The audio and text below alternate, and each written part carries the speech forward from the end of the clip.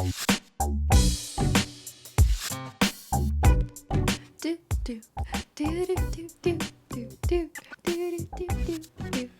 what's up? Hello, everyone, and welcome back to another episode of SimplyPodLogical, a Simply Nailogical podcast. Did you almost forget what this channel was? Who am I? Where are we again? We're recording a podcast because Cristine just uploaded a main channel video on Simply Nailogical. Who is she? Reviewing Gucci nail polish. Gotcha. Was it a review? Could we call it a review? I mean, I had biases going into it, but I wasn't surprised. And I was trying not to be biased while reviewing it. I mean, you do have a bias in terms of having your own nail polish line. But Sure. But that's not even what I was talking about. But just okay. like my expectation that designer stuff is going to be not worth it is a bias that I know I already have. Okay. Well, like most good Simply Nailogical videos, it was sort of fun, lighthearted, but also included some reflection on consumerism and luxury brands. Simply sociological. Maybe just a little bit. Mm-hmm. And we saw quite a few comments in the video sort of about this. And we thought it would be fun to sort of continue that conversation on the podcast about whether people put value in luxury brand names, what they think of overpriced luxury brands. Are they overpriced? Mm-hmm. Are some things worth paying for? Yada, yada, yada. Yeah, I think it's interesting. Also, I realize I have always been hypercritical of that kind of aesthetic and selling the idea of I'm so fancy because I've purchased this and that. But I kind of wanted to counterbalance that because I feel like people expect me to say that, but I am interested in the other side of the argument. So we were trying and looking for comments to find some comments that kind of explained why people are interested in high-end fashion, but just to put it out there, like generally speaking, I realize that my audience generally leans the way that I lean, right? Yeah, people watching your content aren't people also celebrating Gucci hauls of spending thousands of dollars on belts. So there's an underlying bias, as always, as we're saying. Yeah, sure, but this isn't crossfire. You don't need to present two versions of an argument just to say you're balanced. Yeah, I know. You know what I mean? I sit here in my fancy There were a few interesting comments, though. Let's just get into them where it does sort of pose a question of, in what cases are things art? If they're handmade, like there are some interesting nuances here we can get into a little more than we could in your Simply Nailogical video. Should I take my sunglasses off? I think you can do whatever you like. I'm so fancy. You're very fancy. For anyone listening, Cristine is wearing a robe. And YouTube sunglasses robe. At night. YouTube gave me this robe, so it's only fitting. Oh, is that the YouTube robe? Yeah. Oh, is it the weighted blanket robe? No, it looks like a weighted blanket. It's really thick, but it's not weighted with like beads or anything. Didn't YouTube give people weighted blanket robes at one point? Am I imagining things? This is it, but it's not a weighted blanket. It's just really thick. Oh, I thought the whole point was like YouTubers have anxiety. Here's a heavy. No. I think you're maybe confusing two different products. Maybe they. I don't even know where I am right now. All right, first comment from Susie Kennedy. Manufactured luxury goods are 100% not worth it. There is something to be said for unique or handcrafted items having a large price tag, but for manufactured goods, you pay for branding, not quality. So I guess just throwing this out there is the first one, because this is sort of like overwhelmingly the consensus in the types of comments we saw from people. Yeah. And like we already sort of disclosed, you sort of put your own perspective or bias, as you're calling it, kind of out in the video right away, that neither you nor I are people who actually like buy luxury goods or put a lot of value in what we consider luxury goods anyway. Yeah, and I've always felt it's quite an objective thing to just look at a high-end designer, look at the prices and be like, that's ridiculous. I can get almost the same thing. Almost. I'm not saying for everything, but like for some of the larger things, like the Gucci t-shirts I was talking about in my video, like you can get that for much cheaper from other retailers. So my high level analysis without like all the caveats and exceptions is to agree with this comment. Yeah, you did sort of preemptively in the video bring up the example of Lululemon, which you wear a lot. Mm-hmm. And I think you anticipated people would criticize or maybe bring that up as well. You're spending too much money on scuba hoodies from Lululemon. Yeah. A lot of people seem to really dislike Lululemon. I think there's like some backstory or baggage to that. For sure. And I feel like with different brands at different tiers, it does become subjective. And I guess that's kind of the point, because it's my subjective perception that a Lululemon price tag is worth it to me. But I also value, if I'm a repeat customer, I'm a repeat customer for a reason. It's because the quality is something that I am happy with, it has lasted me, and I really like how it fits. And it's something that I haven't been able to find elsewhere. That's my own specific, position on Lululemon hoodies, if that's what we're arguing there. I understand it's not attainable to everyone to pay $100 for a hoodie when you can buy a hoodie for much cheaper elsewhere, for sure. It's something that is within what I can afford. And I personally feel like it's within the realm of what I'm willing to spend on what it is. Now, that is where it gets subjective, because then there's people who buy Gucci t-shirts for $600 and say, well, that's within the realm of what they're willing to spend for what it is. But that's where I kind of want to poke a hole in their argument.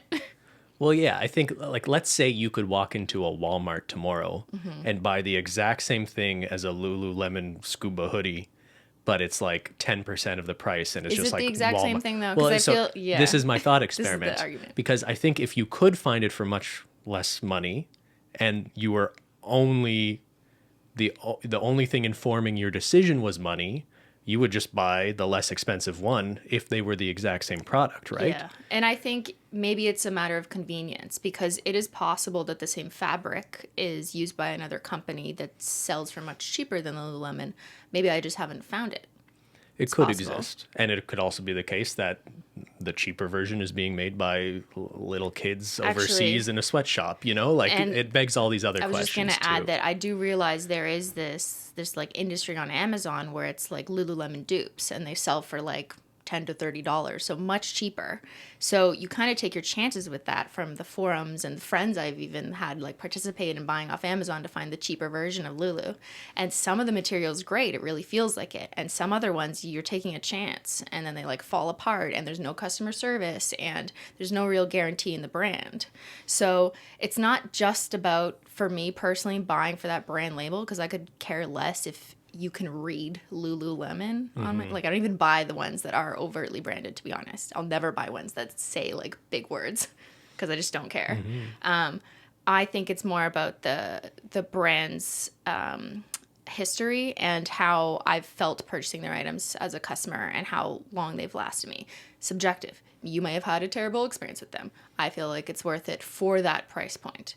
Now, if you ask me the same question, if an item's like $600, then I'm gonna get anxious, because spending that amount of money on a hoodie is something that just like I personally can't fathom. It's just increasingly unlikely that price tag has anything to do with the product itself, and isn't just more of a branding question. It's funny you bring up the branding thing. Maybe I'll it brought me back to my childhood, where so I have two older siblings, and neither of them were particularly popular in high school. I don't think they'll mind me saying that. Roasted. Or they didn't really, they didn't care about like being one of the cool kids or anything like that. And I don't think I was a particularly vain teenager, but to the extent that I did somewhat care about looking like I fit in with some cool crowds, I cared a little bit about how I dressed in high school. And I remember my parents really giving me a hard time about that, I guess because my older siblings, they didn't experience that at all with them, right? So like, I wasn't asking to wear like the fanciest designer things as a teenager, but I just wanted to wear like jeans instead of sweatpants in high school. And that seems strange to my parents, I guess. But I vividly remember, sorry, you triggered a memory in my mind of like my dad being like, I guess I must have wanted some sort of clothing of a specific brand at one point. And him just being like like almost disgusted with the idea of like your clothing being an advertisement for a brand, and how that idea just seemed like so gross. And it's funny that you kind of had the similar attitude. Like, you're not trying to wear clothes to be like, look at me, I'm wearing X brand. I mean, if you really support a brand and love it, then I can also understand wanting to wear like that Adidas tee that has a giant Adidas things, if you just like think that's the aesthetic you're going for. So I don't want to just hate on people who wear logos point blank. When did that become cool though? Like, Yeah, I feel like interesting. there was a moment that all of a sudden we're like, a design of a shirt was just the logo Just the giant in the middle logo. of the chest. I mean, I think it's very easy for that retailer or that brand to produce that. Just like Gucci. We've heard the argument that they make other artistic items like handbags that arguably take more time to craft and manufacture than a t-shirt, but it's also really easy for them to just mass produce their t-shirts. So why not? Okay. Next question. Next question. That was a whole podcast there. Well, as someone who works within the fashion industry, I completely agree that Gucci, any designer t-shirt should not cost that much.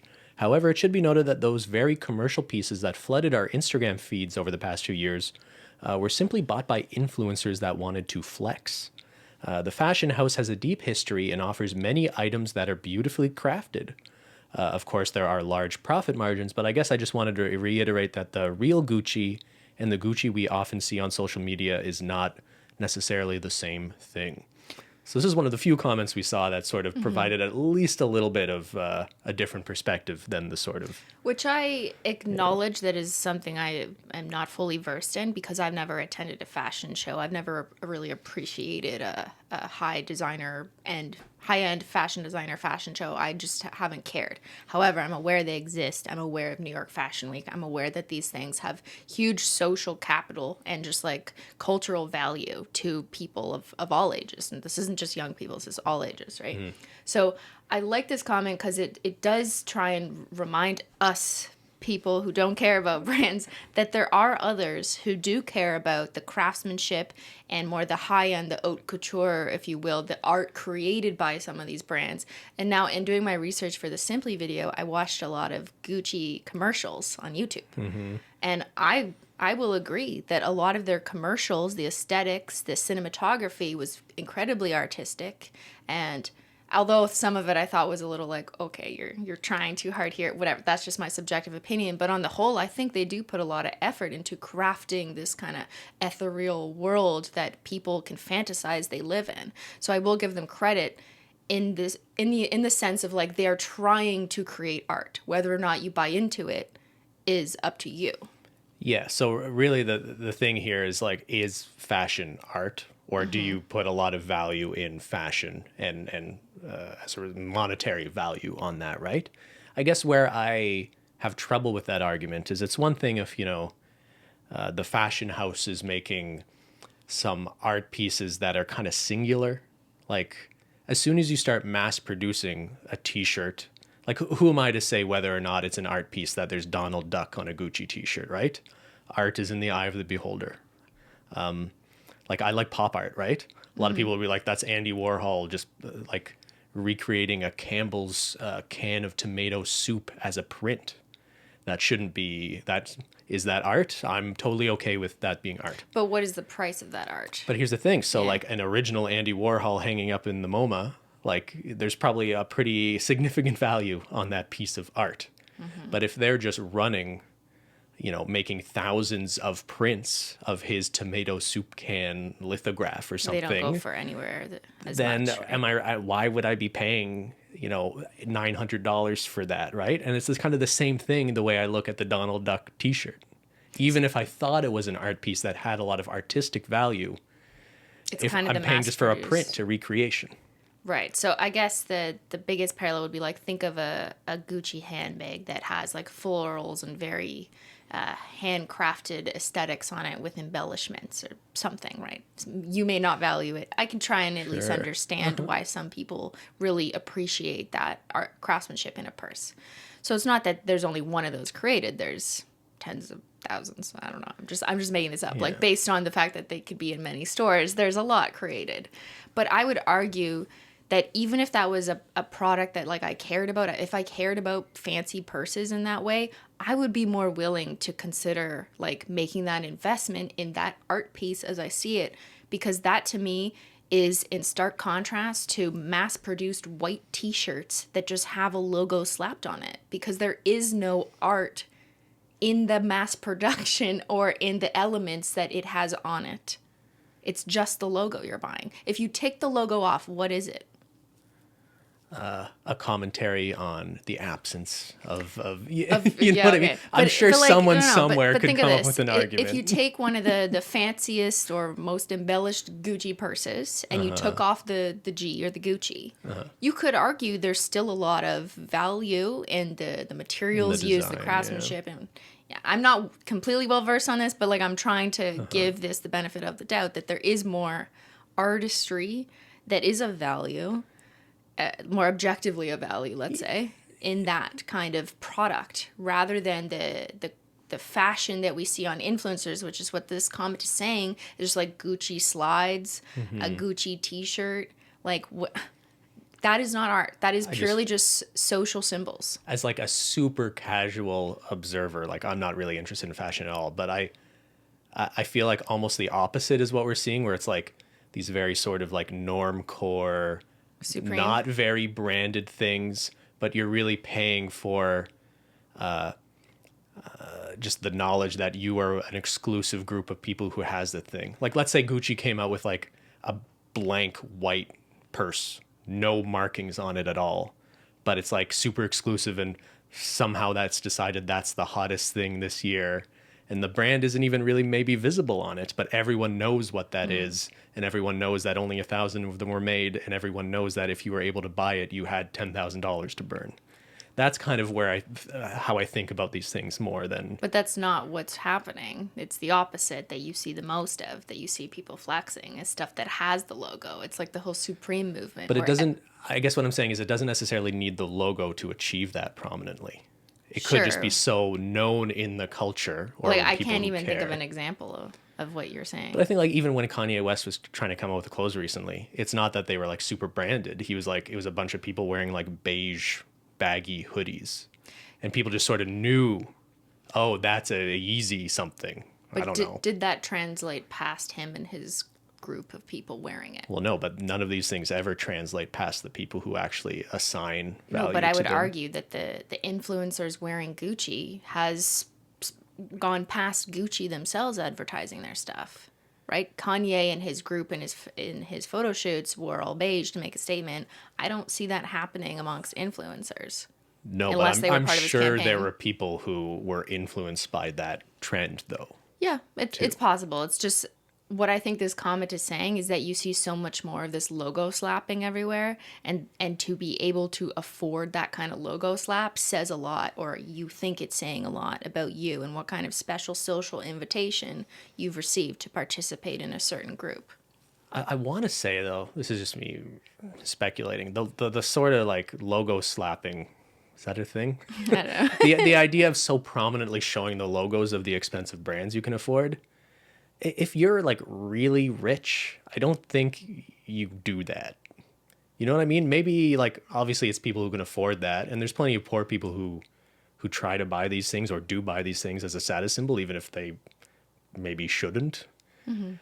I don't think it's like your tech billionaires walking around and like, look at my Gucci. You know what I Yeah, mean? it's definitely part of the nouveau riche aesthetic to be able to say, hey, look at me. I am more valuable than you think I am. And it's this kind of, I guess it comes from a place of insecurity also, and trying to prove, or maybe just like excitement about aspiration about where they could be in the future. So projecting that image is something that brings you a certain sense of self-worth. It's the secret. If The you ultra rich don't need to do that. Sure. That doesn't mean that they don't do that. I'm sure some do. But yeah, I see it as more of a middle class technique. Is it like manifesting? I'm gonna be wealthy if I just wear this $500 T-shirt. Yeah, it's a law of attraction.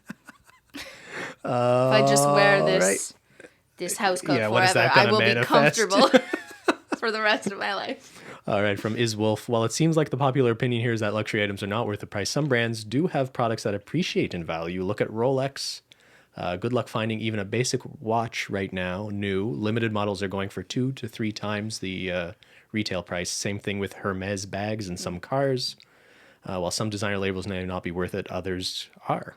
And I guess they're worth it to the extent that other people are willing to pay for it or more for it potentially. Just like a Picasso painting is worth whatever the last price it sold for. One of the examples is cars. But like I thought cars are notorious for like the moment you drive on the lot, 99% of cars Some cars. So yeah, you're right. So most cars will depreciate in value the second you drive them off the lot. That's why Yeah. it's more economical to buy used cars, Well, for sure. for Yeah. obviously. But like, yes, in the sense that Be- Bentleys, Ferraris. Sorry, I sometimes okay. stutter when I use the word B.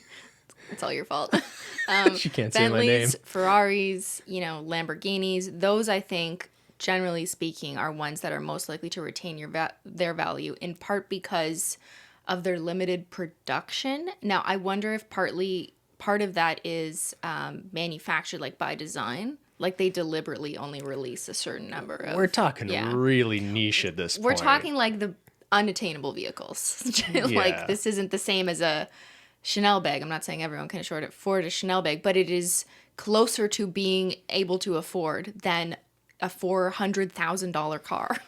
And maybe like does jewelry sort of fall into this category too? Because you could argue like there's value in like the gemstones in Yes, it, and yeah. even if it's just a fashion piece or an earring, Mm-hmm. there's still that value there. That's not just Although I wonder, like if you buy a Tiffany's ring, because Tiffany is one of the most like, fancy. You are paying for the name, I think.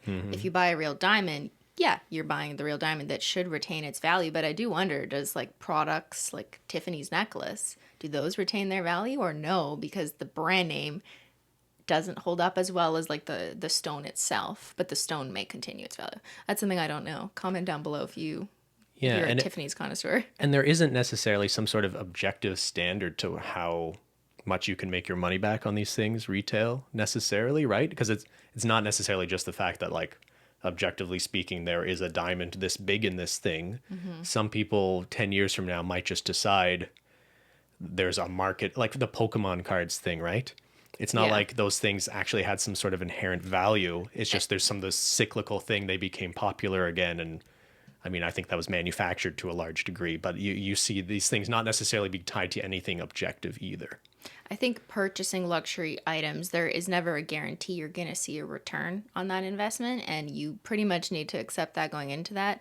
However, I am aware that there is like a very small group of people who purchase luxury items specifically to resell it, thinking that they will increase in value. It's not a world I'm that familiar with, but I'm aware that that happens. But I would say that is like less than a fraction of a percent of people who consume or purchase luxury goods. It seems like a very risky investment strategy unless if you can really afford know it, what you're doing. if you can afford it and it's only a small portion of your portfolio, and maybe you really like a Hermes bag. Do you want some of your portfolio to be Invested in bags? No. $100,000 handbags? I'm good. From Mr. Simp. To be honest, I feel like luxury brands have a very niche audience. Typically, I'd say the product itself doesn't match the price. A really good example is the fine art industry, where prices are determined by the sellers themselves and not by the art. Do you think sellers can price their products whatever they want, regardless of quality? I mean, sellers can price a product whatever they want, but that doesn't mean people are going to buy it, right? Supply and demand. But this goes back to the question about art pieces, right? So even if you're an artist and you want to suggest that your art is of a very high value and you price it at that point and no one's buying, you may need to adjust your prices. Yeah, but and I guess the point is there's so much of the value exists outside of the art piece itself, right? I'm sure there's plenty of people who could draw the exact same banana Andy Warhol drew, but that's not what people are paying for when they buy one of his originals, right? Right, they're paying for the iconic original or the knowledge that it is an original, right? Yeah. And that's just kind of society driven. Over time, society will decide what is art, what is of value, and society has decided that designer brands like Gucci, What do you mean society? people What is over this time. concept? But who are these? It's not everyone. Yeah. I didn't wake up It's one the morning and people- decide that. It's the people who spend the money that are making that decision, not necessarily consciously making that decision, but when they purchase it and they are willing to pay that amount for that product, So- if you have multiple people making that same decision, it begins to contribute to that. I guess my point is I would argue it's a pretty narrow range of people that actually assigned or But are they gave that thing important that value. people? Like, are they celebrities or influencers or people that the regular folk view as people with cultural capital. Cultural capital is the key word here. Sorry, it's just a pet peeve of mine. Whenever we talk about social things and Society. say Yeah. society did this, it's like that Sure. never usually, Let's define. Okay. that almost never means anything. So do you agree with what I just said? Like, even if it's a small pool of people, those people are influential Oh yeah, to others. absolutely. So that's why it has a broader impact than just a handful of people caring. Yes. From Lydia, I live in a very affluent area, which means that a lot of people have designer bags and shoes. I remember in high school that all the cool kids had designer stuff, and I never understood why someone would give a 15-year-old a new $300 purse. I relate this to relatable? this. This is so relatable. Yeah, I grew up where my high school was very rich. It was full of rich kids. When I turned 16, everyone got a BMW as like a brand new BMW That's for their crazy. car. Cannot I know. relate. Yeah. I got my grandmother's 1995 used Subaru Legacy, and I was incredibly lucky for getting a car at all. But just in juxtaposition to my peers, I felt like I was not well off as a result of my peers literally getting a BMW when they're 16, and like they would crash it and daddy would fix it and they wouldn't even pump their own gas. Yeah, their dads would take their car. Yeah, I know. Okay.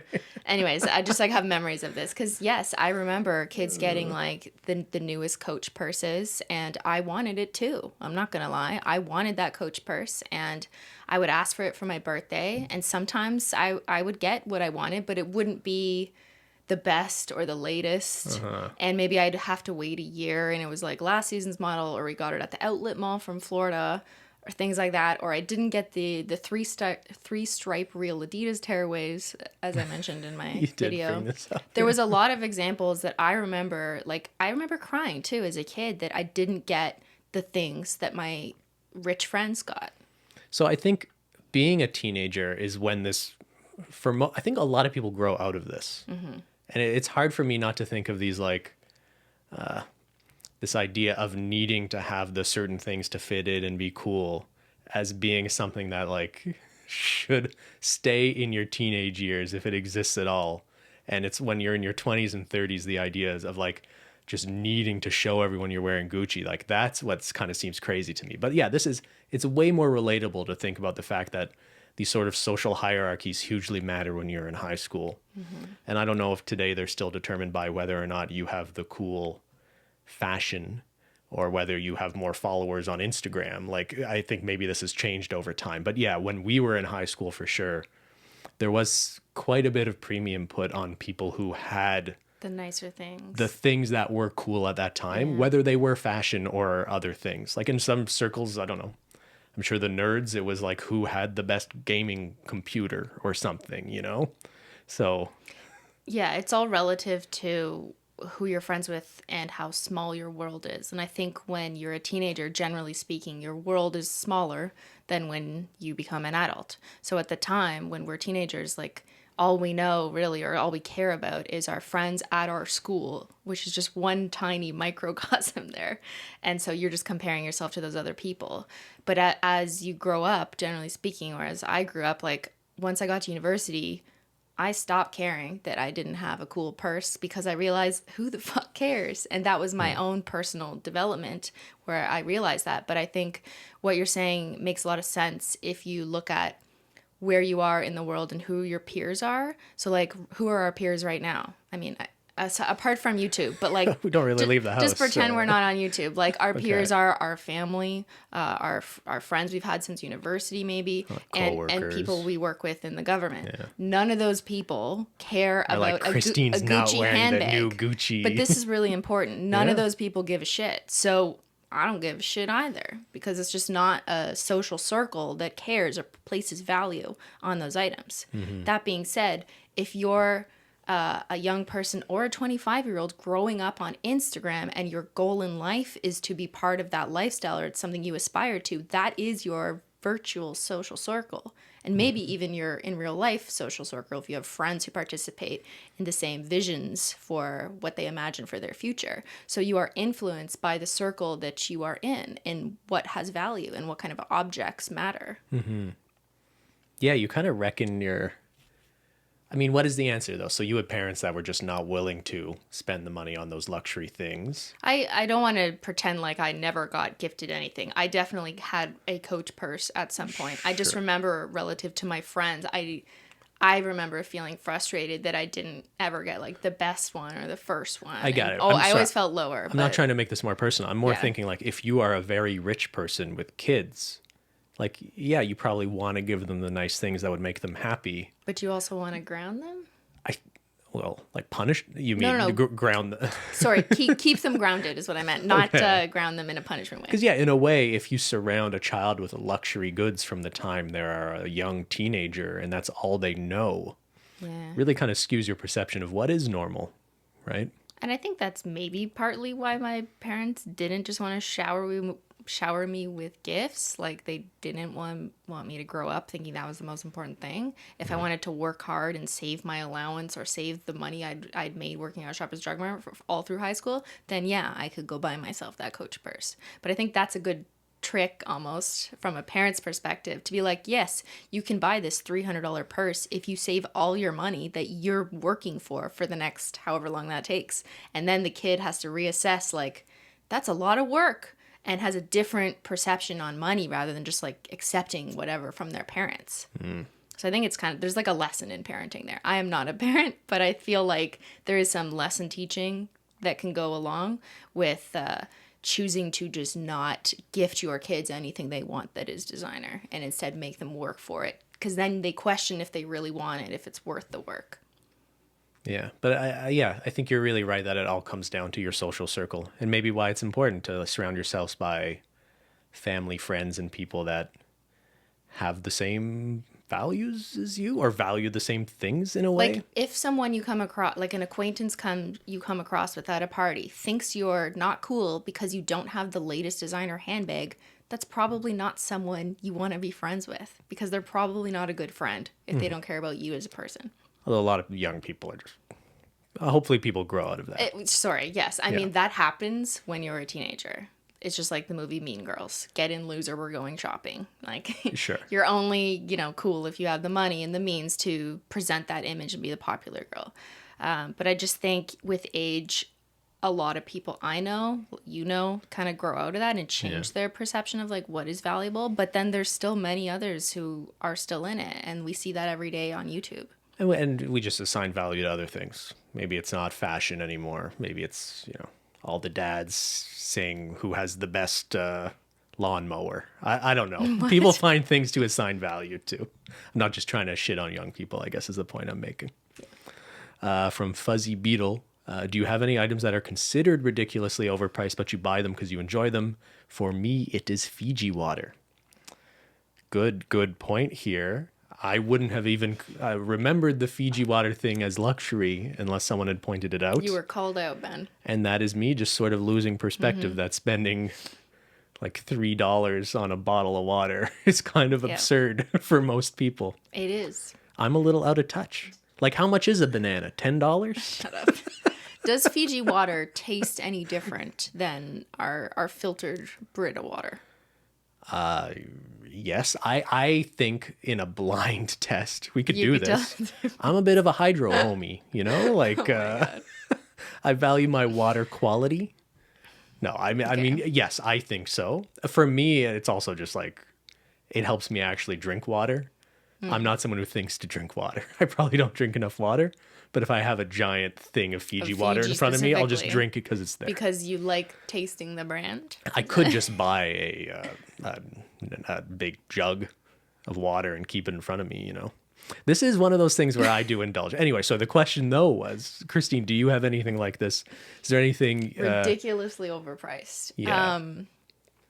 I had to think about this because I don't know that I've personally purchased anything that I consider ridiculously overpriced unless it was for like a Simply video, like business expense. Yeah, right. But yeah, that's a business expense. So that's different. But a personal expense that was ridiculously overpriced, the closest thing I could think of is like just my taste in hoodies and activewear. I realize it's on the expensive side, but I wear them all the time.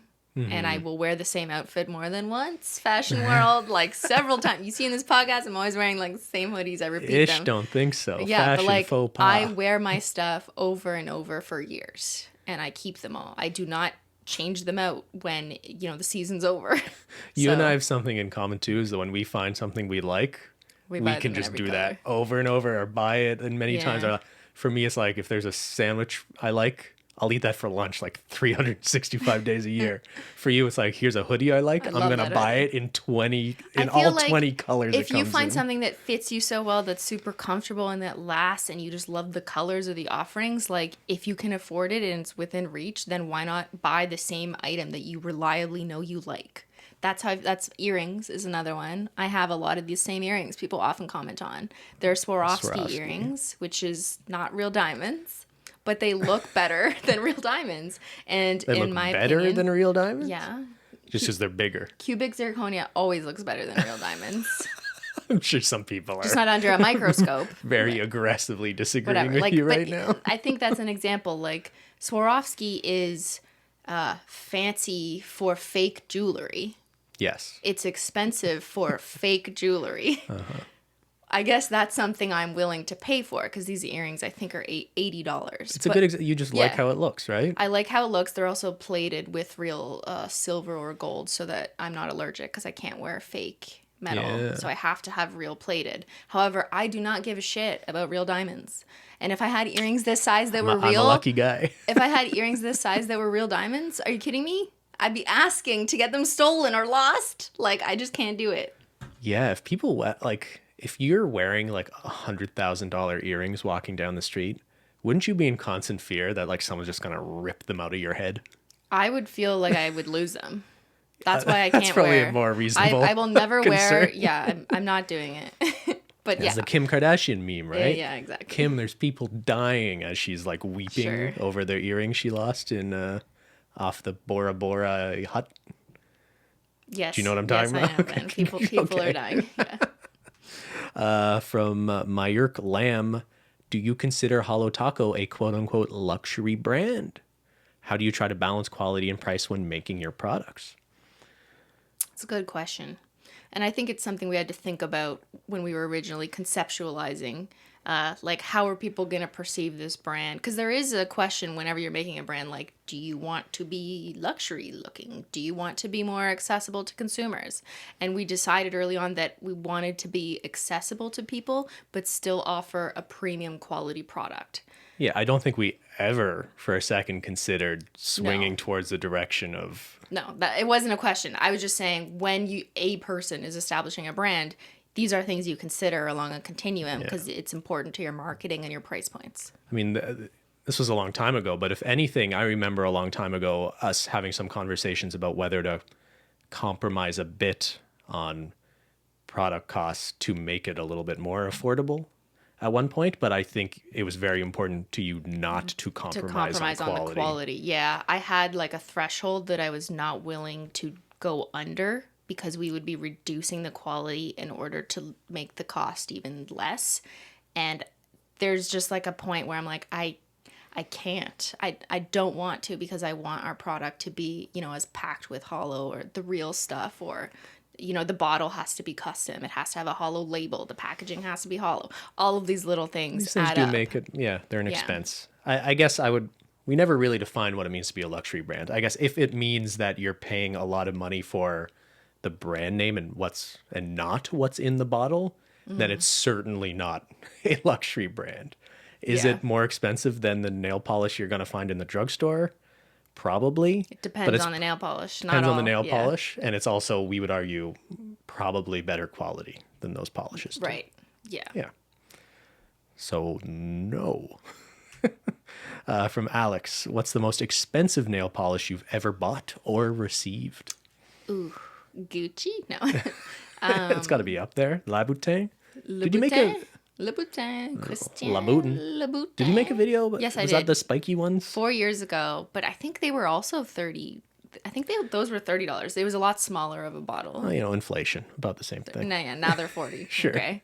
But the most expensive. At least those had amazingly cool bottles. You could kill somebody Yeah, with that. well, those one of bottles were actually really cool. Yeah. And the caps were like rainbow chrome. So, like, that was cool Yeah, and yeah, part of the cost. There was the cost. Yeah. Yeah. Imagine having to ship those. Oh my God. One of them broke on me. But Oh, yeah.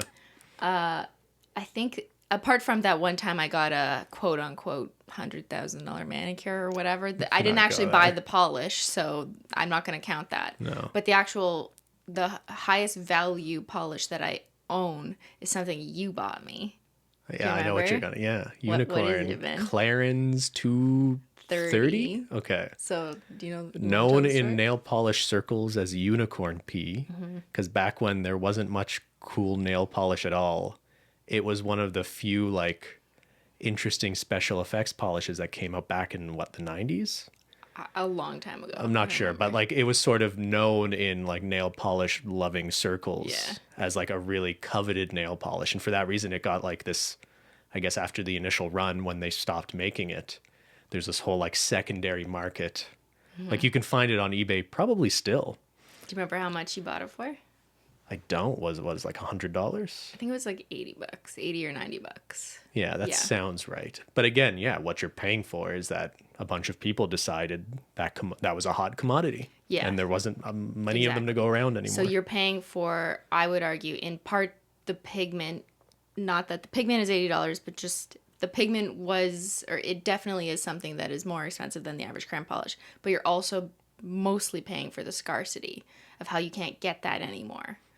I knew that, and I'd asked for it for like my birthday or something, and you surprised me with it. Yeah, early. I could have bought it myself, but I was just like, I don't want to. This was early in your nail polish career, though, too, right? Yeah. Yeah. There I go, getting $80 luxury items purchased for me. You've changed. You know what? By today's standards, would that be a difficult polish? Has anyone tried to just dupe it? So I've seen versions of it. I have suspicions about the type of pigment and why you don't see it anymore, but I don't want to say what it is. Okay, fair enough. Moving on from Chenios, do you think companies should be more transparent about their profit margins? No. I think you should. When I'm going to buy a product, the first thing I'll do is I'll Google that and look up reviews and refer to websites I trust that often compare these sorts of things. And I'll do my research and make a determination that based on what other people are saying about it and the sort of range of costs that product has, I'll sort of make a decision about what I'm willing to spend on that thing. And in my experience, it's usually worth spending for the slightly nicer version of something, even if it's a little more expensive, just because it's going to hopefully last and be of better value than the more medium and lower range of that spectrum. And I'm not sure that knowing the profit margin of every product or company you're buying from would give you the right information, or like the information you're actually looking for to buy something to make that decision. Because a company could have a super high profit margin, but like also be really affordable and a good product. And then the inverse might be true, but it might be crap. So are you just judging companies based on their profit margins? Because I don't think you're going to get ultimately like the best investment out of it if you're only using that to make your decisions. Well, yeah, I think the practical advice is market comparables is probably the best thing you have. I guess this person is coming from the perspective of like, if I knew someone was marking something up like 500% and I knew that, I would just not buy it out of principle of knowing they were marking it up that much, right? I feel like consumers are smart enough, though, to, like you said, kind of look for market comparables and see what other people in that industry or brands are doing and make the decision for themselves based on reviews, based on like other informed consumers. Because like there's some things that are just pretty obvious to me, like the Gucci t-shirt for $600. I know that's a ridiculous profit margin. I don't need data, or it's them telling me. Yeah. And there's whole communities of people online. Like it really varies depending on what kind of goods you're talking about. But I'm sure it's pretty easy to find communities of people looking for the more affordable versions of things when it comes to a lot of consumer goods as well. From T-Berry, maybe a little off topic, but what made you think, man, those people are rich when y'all were children? When a friend had a TV in their room. That's a good answer. Yeah, no one, yeah, no, I don't think any of my childhood friends had a TV in their room. Also, we're 32 years old, so Yeah, like maybe kids have it's TVs in different their room now Well, all they the time. they I have don't an know. iPad, Oh, yeah. an iPhone. Sorry, when TVs mattered, When people still paid for cable. when TVs were expensive. That's a good example. Yeah. For me, it was if a kid had a pool or a A trampoline. pool. Yeah, A trampoline. either of the two. I assume they must be like their family They're must be so millionaires rich. or Yeah. something. I knew kids with pools. Yeah. When this is funny because it's weird. I guess the trampoline is the weirder answer there because you could probably how much is a trampoline? You could probably walk into a Walmart and walk out with a trampoline for like Yeah, but you had to have the luxury of the $300. space to have that trampoline, someone to set it up, or I don't know. I guess so. Maybe I had asked my parents for a trampoline they and said they were no. like, "Oh, they're way too expensive or something," and I Yeah. just retained that. I don't know. That's funny though. From Nailing Painting, how do you feel about influencers who do excessive hauls and promote fast fashion when they have the means to buy sustainable clothing? Do you feel like with wealth comes the responsibility to be more ethical with your purchases, Spider-Man? Spider-Man? With great power, Oh, okay. with great money comes great responsibility. With wealth, does responsibility to be ethical come with wealth? Definitely not. I think being wealthier does give you more freedom to choose. So I'm being flippant. Yeah. It doesn't come with the responsibility, but it comes with the freedom. The freedom to make more Ethical. decisions about where you purchase. Yes, Yeah. for sure. Yeah. And then in terms of influencers who do excessive hauls and that kind of content, that's something that I personally hate as a viewer and also as an influencer myself. I hate that. I hate that that's a trend. I hate that it's like a big culture thing, and I hate that millions of people click on it. However, it is something that I recognize that the masses want to see, whether they want to see it because they aspire to it or they want to see it because they love to hate it. The influencers doing those hauls come out winning because not only are they showing you how much they're buying, they're raking in tons of AdSense creating these videos too. And who's paying them? Well, technically it's YouTube and advertisers, but it's also us and the people who choose to click on those videos. So if you despise that content, don't click on it. Yeah. I'm just acknowledging, Yeah. like, You have I the don't like power. it. I don't like Yeah. it, but I recognize why it exists. It's something that a lot of people want to see.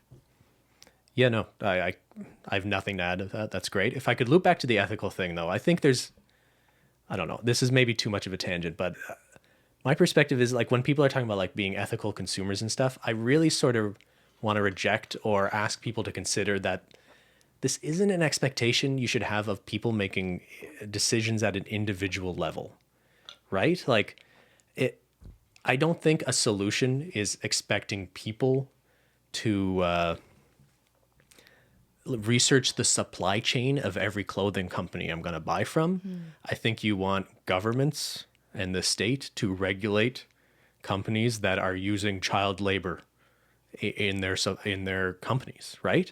So I think I just feel like for a long time we were hearing like a lot of messaging about like it's up to you to save the environment, don't use plastic straws. And meanwhile companies are just like pumping raw sewage into the ocean, Yeah. Like these things are not in the same universe. They're not comparable. They're not the solutions to these problems. Like, should you also be responsible in your day-to-day life too? Like, yeah, I get that. But I just feel like it is so secondary to these broader, bigger social questions that usually come down to corporate responsibility. Yeah, I would agree with you. And I think most analyses by people who have way more knowledge of this industry have said that same argument. That it's the corporations that you should be targeting more. Not that you should ignore the individual, but like the bigger problem that can be solved through just like laws and policies regulation. that will have much more impact on a broader scale is regulating corporations. Yeah, it's not about yelling at people on Twitter who don't use recyclable like glasses to anyway. Like when I lost my train of thought. It's with like that when example. you bought me tea from I Starbucks. bought you a lot of Starbucks cups, and it's like terrible. people What's yelled. your carbon footprint there? And like they're not wrong. Yeah. But it's also like you could probably place that energy in a much better area if you're advocating for the environment. From Nailify Life, have you ever ignored or denied a sponsorship or partnership request from a luxury brand? Tea. Interesting. I don't think so. So not directly. It's not like a fashion giant or a house fashion house of Holo has themselves reached out to me. However, I did check my emails just to see, because I'm like, wait, have I? I don't even know. Yeah. And I have had third-party marketing companies, which is something that other like larger companies will often use to reach out to influencers as part of their marketing. I have had those marketing companies reach out to me, and among their list of brands who they say they're clients who want to work with me, there were some larger designers that you would consider luxury designers that were looking to promote their nail polish and beauty products. Okay. I don't answer these emails, generally speaking. Sure. I did not answer these specific emails. Yeah. Yeah, and I don't think you would. I think if those companies also did like the least bit of due diligence to research you, they would find realize that I've shit on luxury nail polish. probably not the probably person like, to sponsor anyway. But yeah, no, it's not something that I would do, because I feel like not only would I look like a huge dumbass, like you have to acknowledge that I've already made such big points about despising this kind of culture, so why would I endorse it? But I just genuinely, I'm not willing to accept the sponsorship rate just to push that to my audience when I think it's ridiculous. When I think that product or that price point is stupid. So if Simply Nailogical comes out with a $5,000 house coat with Gucci, this is it right here, sponsored by... people can call you out. You're inviting You're allowed them to call you me a out hypocrite. if I ever do that, yep. Okay. From E. Smith, 0123, when you first hit it big on YouTube, was there a first memorable luxury purchase you made that you wouldn't have otherwise? Cristine, the first time I got a little cut of your YouTube money. Oh, I remember what you bought me. Oh, I was going to talk about myself. Oh, okay. I went to a fancy men's store and I bought myself some really nice socks. And they were like, ooh, these feel good on my feet. Oh my God, the socks of the rich.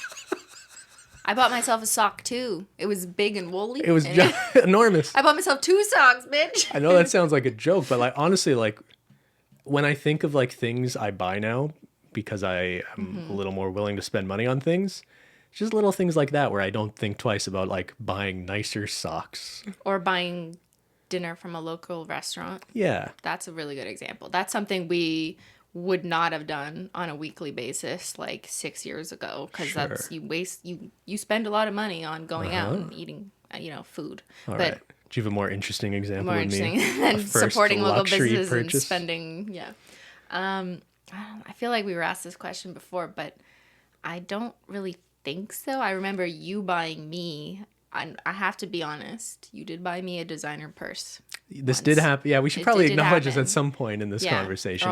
Simply the hypocrite. I bought you a Burberry purse. But let's refresh the backstory. My aunt had done a lot for me at that time. And she is someone who loves designer purses. She's like into high-end fashion. She's very well off herself. She has worked hard her entire life. She continues to work. So she buys herself, designer purses and whatever. So I know it's something she really likes. So I bought her a Burberry purse. So we went shopping for it. I picked it out. And while we were there, I remarked that I liked the blue version of it and thought it was actually quite nice because of it had like this plaid detail and whatever. I was never really someone who cares about Burberry in particular, but while I was there, I thought it was nice. So I said that to you as I was buying my aunt this expensive purse as a gift. Yeah.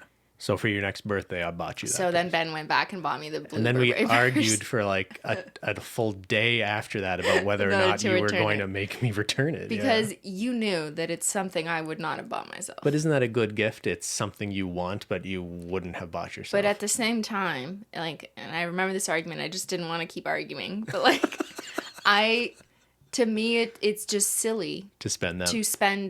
Let's be real. It was what, $2,000? $2,000. Yeah. Yeah. Which isn't like... I mean, in the land of buying designer purses, it isn't a ridiculous price. But in the land of me purchasing purses or backpacks, which I buy now, that's a lot. You don't need a $2,000 purse. I understand. And that's where, like, I guess I want to be careful in this whole conversation that we keep using like the $900 Donald Duck t-shirt example, right? Because that's easy. It's easy to see how absurd that is.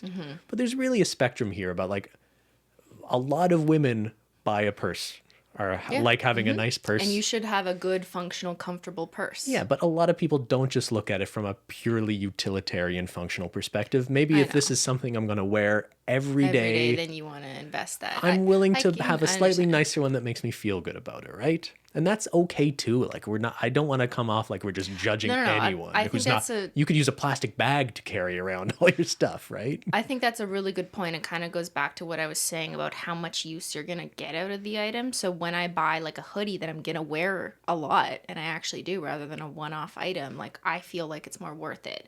If you want to save up your money and buy an expensive designer purse because you love the craftsmanship, the color, what the brand label, whatever, and you wear it every day for 2 years and you divide that by the number of hours you wore, then you may have feel like you really got your money's worth. I feel like there's a difference there. So I want to acknowledge, like, not just shitting on people who buy any brand label at all. Like, But- I'm not but- trying to blanket this. But even the sort of like thought process you just added, I don't think really. At the end of the day, we're not policing No, I don't whether care they're what going to you wear do. it every day or not. If that's something you assign that value to, like go nuts, right? We just sort Yeah. of reject, sort of celebrating or encouraging other people to waste money on things That's exactly it. to, That's, yeah. create that value On an where it might not individ- exist. On an individual level, I'm not going to go through your profile and judge you for your purchasing decisions. I am judging other influencers who have the responsibility, they do, of influencing millions and how they are portraying social values and social capital. Influencers are people too, Christine.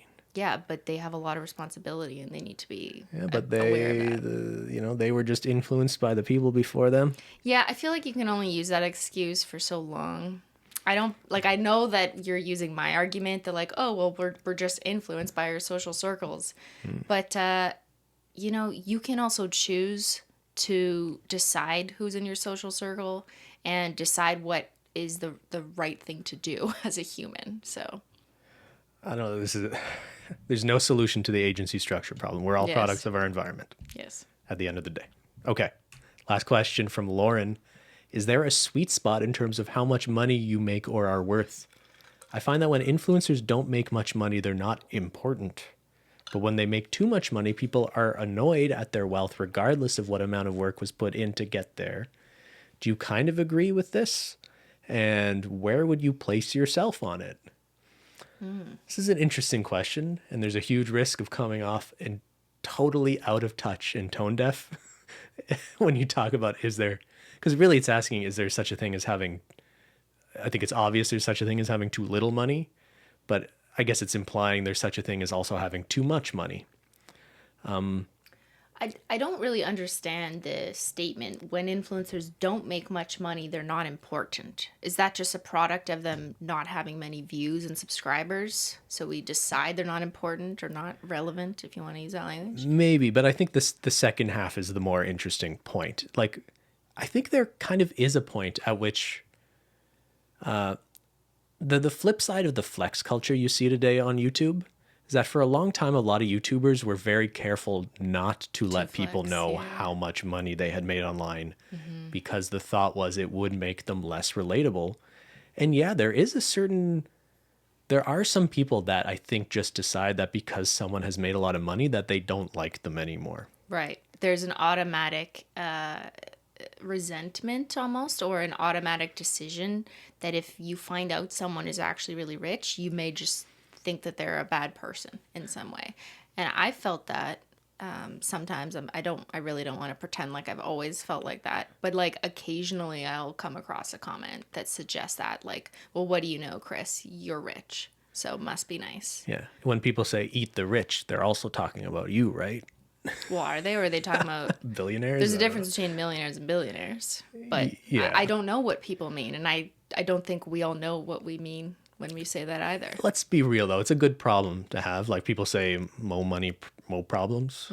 Like, no money has way mo problems Yes, than mo Ben, money thank you has for mo articulating problems. it so well.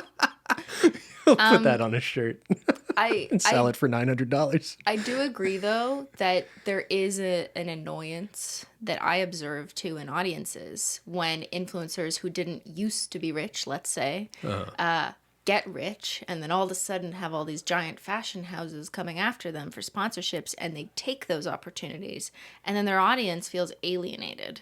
Like, excuse me, you were you were like me. You were vlogging in your filming in your bedroom. bedroom, and now you're this fancy rich bitch. Like, what happened to you? So I see Yeah. that, and I see that kind of anxiety in the audience, the kind of upset, the feel like you've disappointed us vibe. But some of that is just envy. Some of that is, yes, it is envy. Check out ContraPoint's new video. Yes, wonderful video. Some of that is envy for sure. Yeah. But some of that, in some circumstances, I feel like it's case by case for me personally. In some circumstances, I can agree with it and it not be an envy thing for me if I'm trying to like analyze myself, and it be truly more of a, I can see in what this person is saying and how they're behaving that they have left who they used to be behind, and they're no longer like caring really what their audience thinks. They've gotten truly out of touch. And I think there are some cases where there's evidence of that. And this isn't just about me envying the person. I think it's important. It's not just change. I think the fair criticism is that if a YouTuber became famous and as a result got a lot of money, and all their content is really reflective of the fact that all of a sudden they have a lot of money now, that is what I think alienates audiences. And I think you see this a lot where it's like, the content almost becomes about how rich and successful they are. That to me is gross. And I think that's what a lot of audiences have a visceral reaction to. Just the fact that people know you have money now, I don't think that bothers most people. I think it would bother people if all your videos were you like putting money in a blender. You know what I mean? Putting money in the blender with my kale smoothies. Putting $5,000 in Vitamix challenge. Painting my nails with $10,000 bills. I just ripped them up. But like we're somewhat complicit. We've made some like silly videos that are a little like excessive from a consumption perspective, like painting a car with nail polish. That was kind of just like dumb and wasteful in a way. Yeah, but I mean, like, we bought the cheapest car we possibly could. It certainly wasn't a luxury and we item. even donated the donated car. the car to charity. Like, yeah. There are more responsible ways of doing it, but like I don't want to sit here and pretend like we've never engaged in sort of the excesses of consumption for the purposes of making content either. Sure. Yes, I get that. I do, though, understand where this comment is coming from and feeling like you're kind of losing someone to their success and that you gave them that success to. So it does kind of feel like a bit of a stab. Does it? Or like, I thought for a while the thinking was like these flex culture people were doing this because it's like, hey, what up my something family? You have made this success with me, but I'm the only one who lives in this mansion. Like, I think some people had convinced their audiences that their success was sort of a collective thing with their That's just viewers. bullshit. Oh, I That's know, just totally but duping I them. think some people kind of pulled that off in a weird way. Like, think of the Ace family. They were making content about like, oh, my 20,000 square foot mansion isn't ready yet. Come on, fam. Like, my giant house is like too this small. video because I can't move into my next mansion yet. Like, Yeah. I think some people really got away with not feeling the backlash of this. So mean, who felt it more then? But I wonder, though, audiences of the Ace family, like, who are these people? Like I feel like eight-year-old children. They're either 8 or they hate watch them. And hate watching helps elevate people like the Ace family. Uh-huh. They're getting that bag from all those clicks, so don't click. Yeah, I'm pretty sure there's some bankruptcy going on. Okay, with they have no Anyway, bags. let's No not bags get are it. left. They spent it all on Gucci. Maybe they shouldn't have bought so much Gucci. Yeah, the bag's empty. right. That was fun. Thank you for tuning in. Cristine, you want to go shopping now? Get in, loser. We're going shopping. I would, man, when I saw what you did with like the Menchie thing at the end of that video, House of Menchie. I would totally wear a House of Menchie shirt, by the way. You want to make merch? Well, we can't sell that. We could sell it for $600. For obvious reasons, we can't just put Menchie in the middle of a Gucci logo and sell it on a shirt. I mean, I saw like gnocchi. was sold. Excuse me? Instead of Gucci, it said gnocchi, but it's the same thing. I mean, like, other people do it as a Well, parody. is this on one of those t-shirt websites that Yeah. doesn't police itself at all? Okay. It's only $11. Gnocchi. Gnocchi. I'm more of a nudie person. Nudie? I don't know what that is. I'm not fancy Gnocchi enough. nudie? Okay. Anyway, thank you for tuning in. We'll see you next Taco I'm Tuesday. sweating in this oscope, by the way. Take that off anytime. I'm dying. Oh, I'm dying. Oh my god. Okay. There are people dying. Yes, Ben. All right, everyone. I hope you enjoyed this episode. And, if you have a different perspective than we do, we love to hear it in the comments too. Because I do read a lot of what people say to try and understand like a more general consensus in the audience. And some of I know our audience kind of leans whatever way that we tend to think, and that's just a product of like we just have similar values or viewpoints anyways. But I am interested in reading opinions and perspectives that are different than mine. Let the conversation begin. All right, everyone. Hope you have a happy Taco Tuesday. Thanks so much for watching. We'll see y'all later. Bye. Bye.